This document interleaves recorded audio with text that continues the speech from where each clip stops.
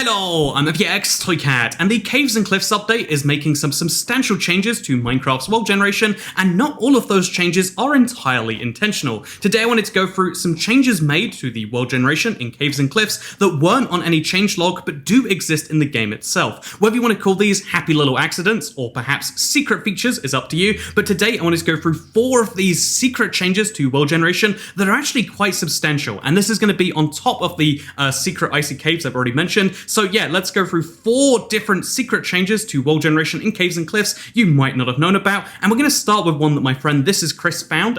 This is a really interesting one because you can find vines around the overworld in pretty much any biome. It's really interesting to see in any biome, of course, but it's most interesting here in the brand new cliffs. But you're going to find a lot of vines that seem like they're out of place. It seems like a bug in the generation, and it sort of is, but what it actually is a really cool new feature. Again, I believe accidental by its lack of inclusion on a changelog, because you can even find it in these other secret, like icy caves. That's right, there's secrets on secrets today. But if you look around, when you find a lot of vines, it's actually an indicator as to what's going to be below the surface if we dig straight down from all of these vines. Then what you'll notice right here below the surface is a Lush Caves biome. That is right, the vines on the surface are actually an indicator to something below the surface, and I think this is such a great idea. Maybe the vines are a little bit over the top right now, maybe they could be toned down a little bit, but the idea that this Lush Cave is this super overgrown thing, by the way, it's not just one set of Lush Caves, there's a lot more of this going on, but this Lush Cave is kind of indicated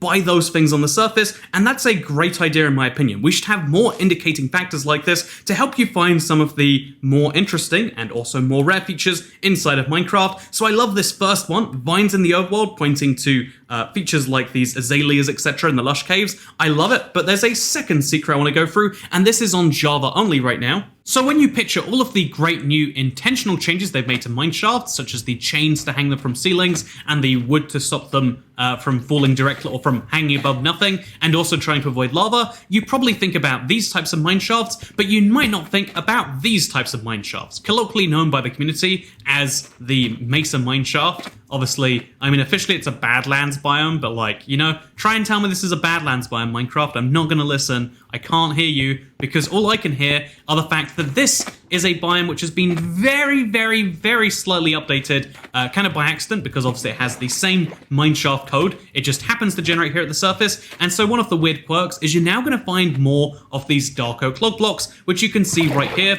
because they're going to generate down to the surface. It's very rare, but possible also to find chains out here in the wild now, in the Mesa biome, and so that's a small change to the Minecraft meta that you might care about. Let's be honest, for most people it's not a deal breaker, where you're going to find a few chains in some mesas sometimes, and a few more dark oak log blocks, but it is a very interesting one in either case. Okay, so this next one could work on either Bedrock or Java, but it's a lot easier to show off here on Bedrock, so we're going to be doing that, because here's the deal. If you have a world that you start prior to 1.17, or prior to Caves and Cliffs, which is now 1.18, and then you mix it with a world after 1.18, you get a very interesting feature. And so to show that off, we've got a world that's here in the beta, but we're out without any of the beta features. Effectively, we're doing this world in 1.16, and we're going to start a world with a small simulation distance on the old world type, just so we can show you what a small 256 by 256 world looks like, just to do a small scale version of this experiment. But you're doing this experiment right now without even knowing it, right? So what we're going to do is we're going to fly directly forwards,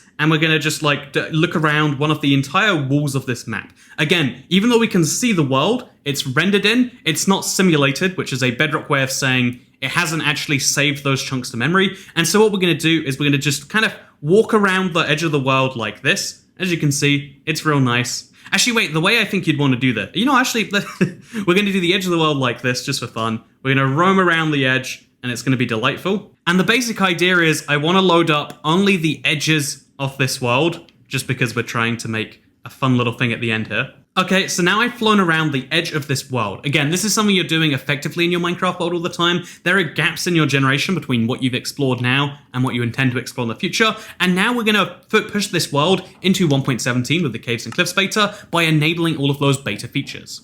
Okay, so now we enable those beta features just like this. It makes a copy of the world. If you're curious, you can't run betas on a current copy of a world. It's a smart thing to do. Make sure you do that for yourself. And now with the experimental version, what we do is we're going to press the Make Infinite button, just like this, and it's going to allow the world to generate like proper 1.17 terrain.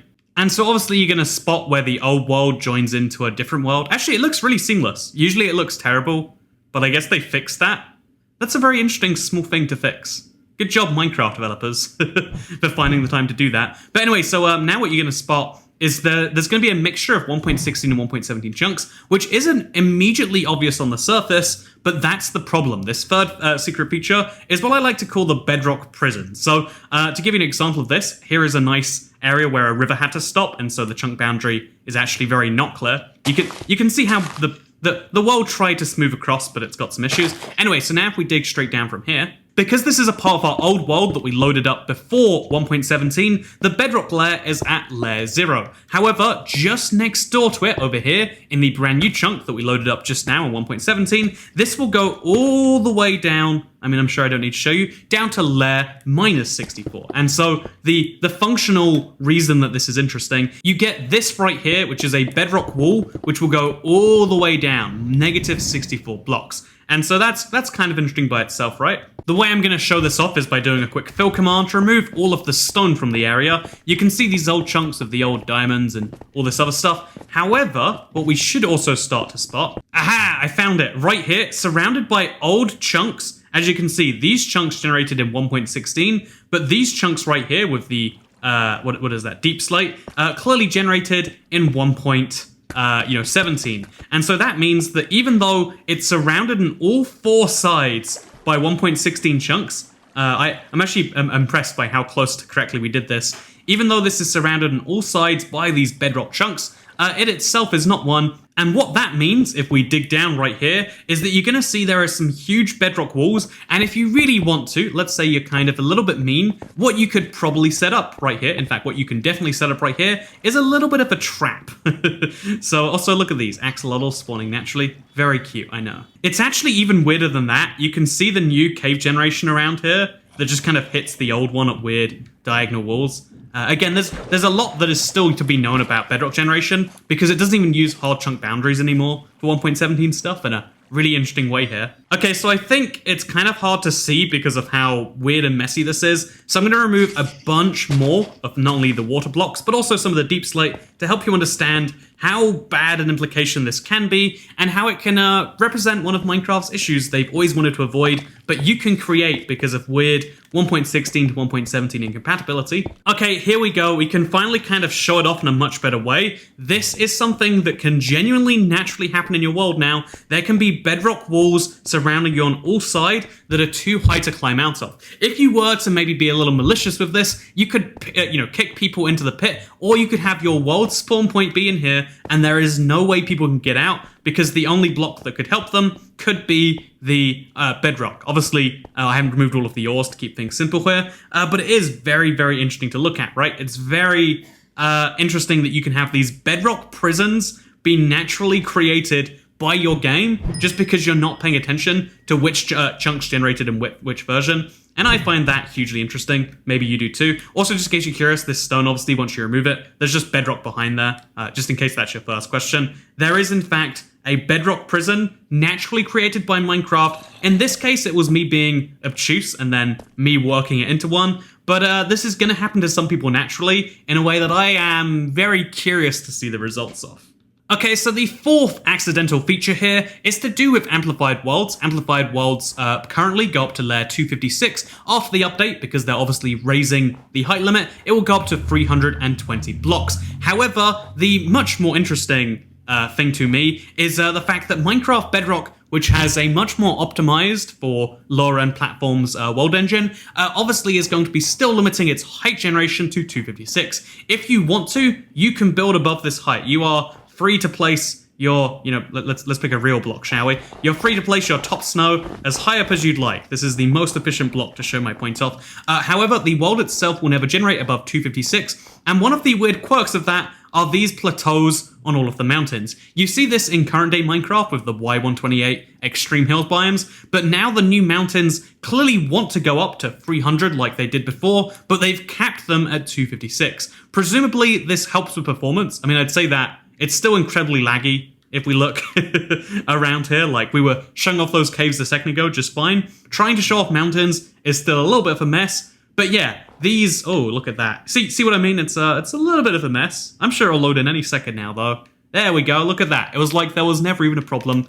And so yeah, this is the last of the kind of accidental secrets, because it means that you get a lot of plateaus. I imagine this one will be fixed, unlike the other ones, which are kind of, they're cool little quirks that I think everyone would agree you should keep. I think this one is kind of, it's a quirk that can be fixed, and honestly is a little bit ugly. I think of all of these, you know, the vines on the surface are ugly, but they have a great point. I think the mesas with their beautiful little hanging things, that's a really nice coincidental feature of fixing mine shafts below the ground. I think even the Bedrock Prisons are like, well, that's interesting. There's no better way to do that. They've settled on this as their final solution. But this, to me, of all 4 features, is the ugliest, because it's just a reminder at the limitations that Bedrock faces. To me, that's not a big thing. That's not a good thing. That's not a thing worth celebrating.